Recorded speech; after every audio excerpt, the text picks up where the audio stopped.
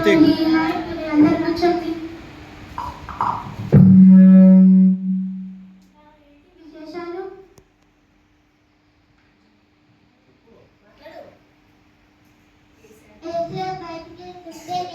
బయటికి వెళ్ళాను. అవునా? 5 రొట్టెలు 2 చిన్న చేపలు ఉంటే 5,000 పీపుల్స్ కి పంచి పెట్టారు. నేను కూడా షాక్ అయిపోయినా. అవునా? నాకు తెలీదు.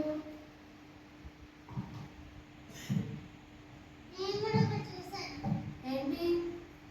మా పిన్ని బాబాయ్ పెళ్లిలో వాటర్ని వైన్గా మార్చి చేశాను.